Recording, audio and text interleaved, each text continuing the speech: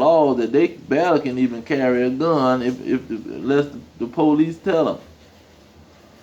And if they catch him with a gun, they probably gonna go to jail. It says, he have utterly destroyed them. He have delivered them to the slaughter.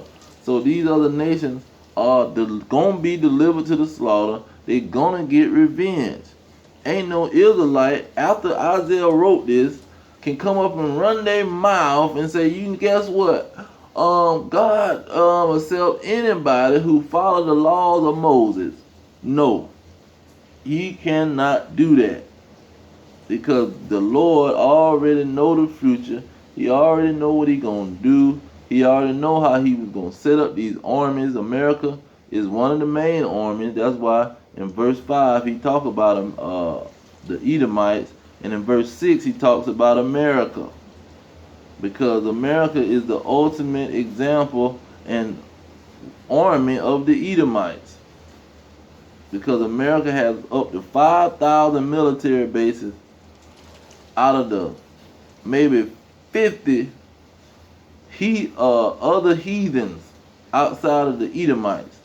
Might be 30 to 50 other military bases of the other heathens, and the red dragons through America and Russia and these other places. They got 5,000 military bases, man. And the 10 kings in America, that's why the great whore sit on the beast. See, because the great whore can go to any military base in NATO, see, or the EU. And you see in Iraq, they have a coalition of armies get together and they go fight Iraqians, Afghanistanians, the East Indians, the Chinese. They go to fight anybody they going against, and they team up with each other. Because at the end of the day, they all are Edomites, and they all stick together. That's why they got the power. So it says that revenge is gonna be for these heathens, man. Now when you go into Isaiah 60, it tells you, with Isaiah 63, it tells you who he coming for. It says, who is this that cometh from Edom? See, clearly, the thing is clear. And then to jump right to the point, well, no, let's get the next thing he said. Who is this that coming from Edom with dyed garments from Basra? Basra is the America with the 5,000 military bases, with all of the armies. See, these other people ain't got no army, man. These Edomites got the greatest army. It say, so we at 30 minutes. It say, verse 4. This is Isaiah 63 and 4. For the day of vengeance is in my heart, and the year of my redeem is come. This is what the vengeance King David was talking about. See, the vengeance is on the heathen. The heathen is not going to get away.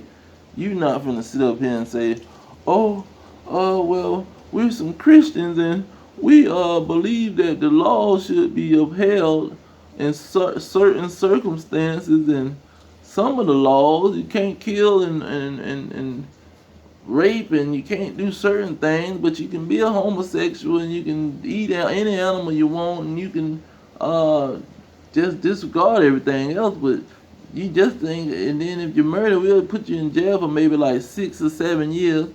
You know, the law, we ain't gonna do too many of them laws now. The law really is done away with. We only just have to confess with our mouth. See, this is what a dragon will say. See, an Israelite is not saying that. We're going to tell you got to keep all of these laws, man. What are you talking about? Every law that the red dragon don't get in front of, because you can't even marry more than one wife in these dragon society. So it's going to be vengeance on these dragons. He says, for the day of vengeance is in my heart, and the year of my redeem is come. Let's go into that vengeance. 1 Thessalonians 1, oh, 2 Thessalonians 1 and 6. Chapter 1, verse 6. It says, "Sin, it is a righteous thing with God to recompense or revenge tribulation to them that trouble you." See, look at verse 8. It says, "In flaming fire, taking vengeance on them that know not God and that obey not the gospel of our Lord Yahweh Shah Mashiach." See, this is why that these other heathens can't come into the fold, man. It's not gonna happen. They were not preaching to these people, telling them y'all can come into the fold. Look at what James wrote in the beginning of his letter. He let it be known clearly who he writing to, who he talking to, not something. And see, real straight up from the top, he let you know who sent him now, his brother. It says, verse 1, chapter 1, in James. James, a servant of God and of the Lord Yahweh Shah Mashiach.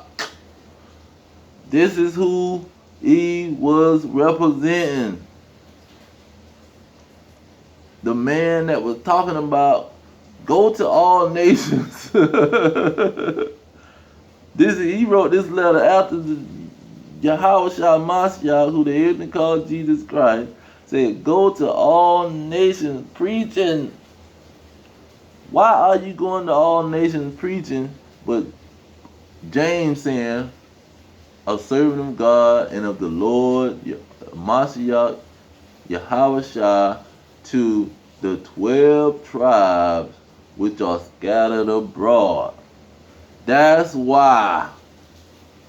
Because they are scattered abroad. That's why you got to go into all nations. Because the 12 tribes are scattered. That's simple. That's not hard to manifest into your mind. But a red dragon and a heathen, that's why vengeance is going to be placed on their behind, because they telling a bunch of lies. And God hates a liar. See, he hates a liar, man. Let's go to Deuteronomy 33, verse 29. It says, "Happy are ye, O Israel, who is like unto you, O people saved by the Lord, the shield of your help, and who is the sword of your excellency, and your enemies," meaning these freaking heathens and Gentiles, "shall be found liars unto you, and you shall tread upon their high places." See, because they was treading upon, let's get that in Luke. See, these dragons treading upon the Israelites, but they think they gonna tread upon us, and we ain't gonna get no get back. We ain't gonna get no vengeance. See, recompense is a righteous thing to the Most High. They try to make recompense a bad thing. Look at verse 24. It says, "And they shall fall by the edge of the sword." See, these dragons weren't falling by the edge of the sword from the Israelites. They killing each other. That don't count. Just like black on black crime. We don't get mad over that. We get mad when one of these dragons come and shoot us down. It says, "And they shall fall by the edge of the sword, and shall be led away captives into all nations. And Jerusalem shall be trodden down of the Gentiles." See that trodden down? This is what the Israelites is going to recompense them with. See, because they being trodden down right now. See, the Native Americans being slaughtered, the descendants of slaves, the southern kingdom, Judah, Benjamin, and Levi, they was being worked to death. See, drug here on slave ships and worked to death. They were dying within a year. That's why it lasted 300 years, and they kept going back over there bringing slaves, because the slaves would come, they would work them to death in a year's time. See, they would work them to death in a year's time, and the women wouldn't have menstruations. They wouldn't go have their period. That's how much they was working them. The bone was, they would work them so hard that the bone would disconnect from the joint. See, they go in the grave and see the body and see that the bone was disconnected when the person would die. That's how bad they was working them. Dying within 365 days. Drop dead from working. See, this is why how they was being trodden down of these red dragons and these heathens. The Chinese had building the Great Wall of China. See, the Arabs had us building up their freaking kingdom. They got palaces and all kind of stuff over there. Who you think they using to do all the work? Now, when you go into the last part, it say until the times of the Gentiles be fulfilled. So their time is gonna come when their time is up, man. They gonna run out of time. They gonna start ruling. Now it talks about redemption in one of the 22. But this goes both ways. This Luke 21 and 22. It say, for these be the days of vengeance, that all things which are written must be fulfilled. See, the thing, what was being written, it was going to be vengeance shown on these freaking nations. Vengeance was going to come upon the Israelites for disobeying the Most High. They was going to go into slavery. That was his vengeance. But also what was written, that the King David, see, King David wrote that these heathens was going to have to be executed with punishments.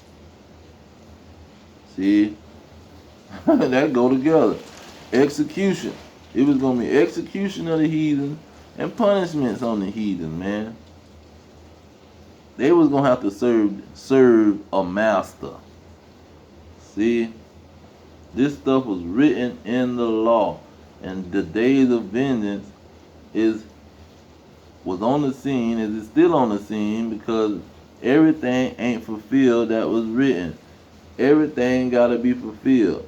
The Most High didn't get these prophets to tell everything that was going to happen, and then none of the stuff happened. All of the executions of the heathens and the Gentiles, that's not going to happen, because God done raised up a church. And the church is going to, this is what he going to work through from here on out. Because Yahweh stood up somewhere and went to saying that he's going to bring in the non-Israelites. This is a bold-faced lie. See, these heathens telling all kind of lies. A city, a great city in the sky gonna fall down on earth and be the ruling city with Yahweh. Just ignorant mess, man. Ignorant mess. So, pretty much I'm gonna leave it there.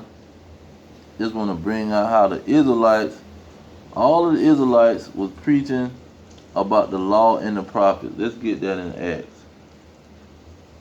Apostle Paul, he said it the best, better than I can say it. He said, and all of the Israelites, this is what they was doing, right? What Paul was doing.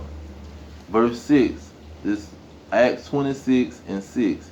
And now I stand, and I am judged for the hope of the promise made of God unto our fathers. This is what it's all about.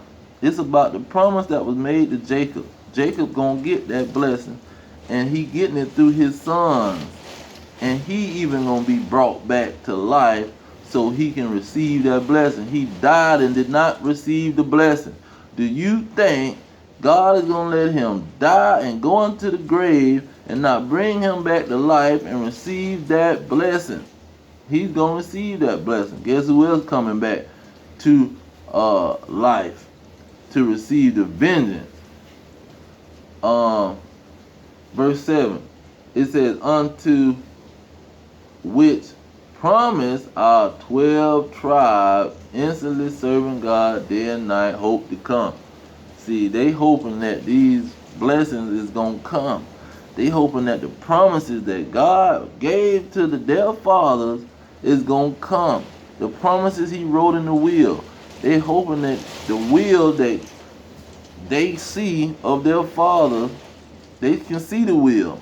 They read the will. It was written in the will that, listen, you're going to get a mansion. You're going to get some land. You're going to get some women. You're going to get some children. You're going to get some food. You're going to get some goats, sheep, clothing, anything you want to get. You're going to be a king. People are going to bow down to you. See, they they hoping on that to come true. They hoping that that wasn't a fairy tale. But the so-called white man in Christianity will tell you that that was a fairy tale. You gonna die and you gonna go to some fantasy land of that they call heaven, and you gonna be a freaking angel up there with God, and the earth gonna be destroyed. Or you gonna be on the earth in some utopia paradise, and you ain't gonna have no slaves, while these people had a kingdom with people bowing down to them and serving them. See, it's about, the blessing was about service, having servants, man. What in the world wrong with these people? The blessing of heaven, meaning rulership, was not to be up there with God, shaking hands and hugging with God. No, man. It was having slaves. That's what the blessing was all about. And the revenge is that these dragons got it first through Esau in the kingdom of the heathen. That's why I say the time of the Gentiles, till the time of the Gentiles be fulfilled. When they time to rule is up, it's going to be an everlasting kingdom of the Israelites, man.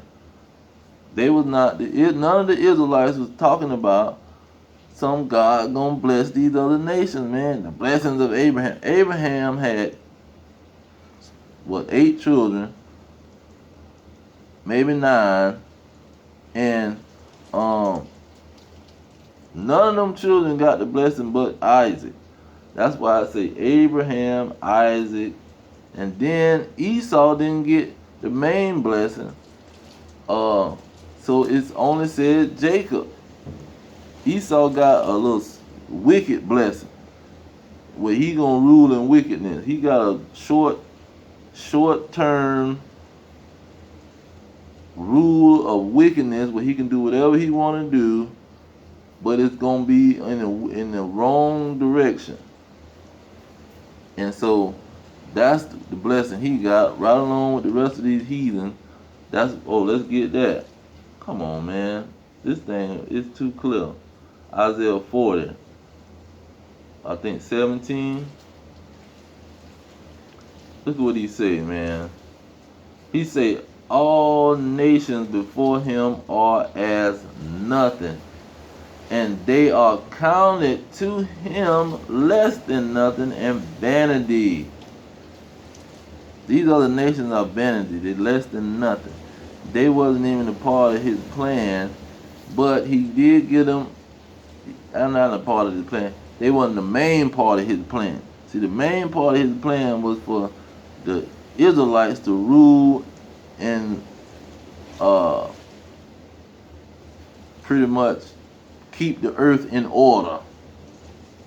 See, but who's ruling now is the red dragon, and he don't have no order. He have a land of darkness. See, the shadow of death. He is as death, and he is the shadow of death.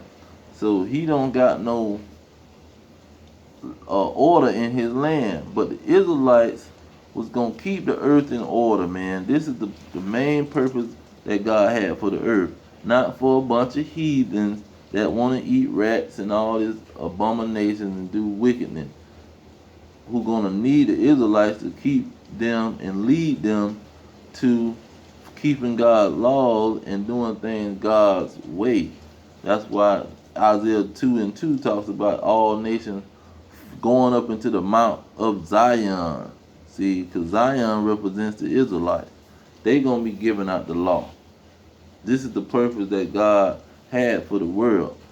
That's why Adam was a nation.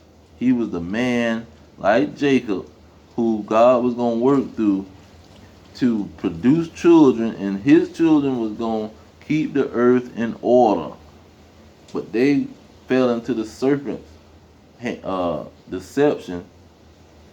See, through the woman, just like the nation of Israel doing now, and fail. And so, under the heathen rulership, the women causing the nation to fall once again, and they gonna rise up out of that and put the earth back into order. But I'm gonna pretty much leave it there. Let's get 2nd Ezra 6:9. It says, "For Esau is the end of the world, and Jacob is the beginning of it that follows." So these heathens, when they rulership is over, the Israelites is gonna have a beginning. Their rulership is gonna begin, and it's gonna be an everlasting rulership. According to Daniel 7 verse 18. Daniel chapter 7 verse 18. They gonna have an everlasting rulership. Ain't gonna be no Esau coming back in power, and then they gonna beat Esau again. Ain't no fighting Esau again. When we go to fight him, it's gonna be an easy fight, and we gonna be playing with him at the end of the day, and just giving punishment to his behind. But I'm gonna leave it there. All praises to Yahweh, by Hashem Yahweh Shai, by Hashem Kakadash. Double honor to the elders pushing the truth. Peace to the elect worldwide. Our kingdom is at hand. Shalom.